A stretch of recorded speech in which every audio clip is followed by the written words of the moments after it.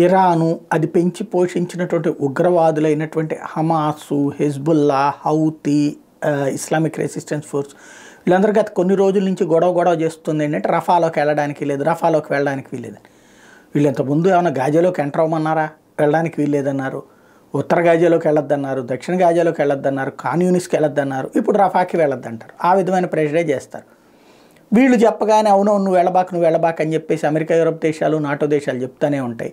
అదే సందర్భంలో Egypt, Jordan లాంటి వాళ్ళు చెప్తూనే ఉంటారు, వీళ్ళు వెళ్తూనే ఉంటారు. ఇప్పుడు రఫా లోపలికి వెళ్ళేసి విధ్వంసం సృష్టించి వదిలిపెట్టింది. ఒక్క రోజులోనే 180 మంది ప్రాణాలు తీసింది.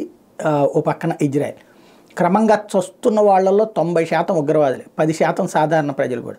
అసలు నిజాన్ని దాచిపెట్టి తొక్కిపట్టి ఉగ్రవాదులు సచ్చిన దాన్ని కూడా పౌరుల పేరుతో కథలు నడిపేటటువంటి వ్యవహారం నడుస్తూనే ఉంది.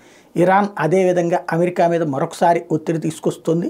అయితే ఇక్కడ అసలు సమస్య ఏంటంటే ఇరాన్ మీద ఇట్లాంటి దాడి జరిగితే ఒప్పుకుంటుందా?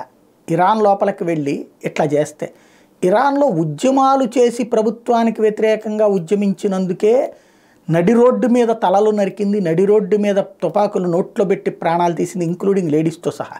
అదే మరి ఇంకొక దేశం మీదకి వెళ్ళి యుద్ధమే చేస్తే వాడు చూస్తా ఎందుకు ఊరుకుంటాడో అర్థం కాదు.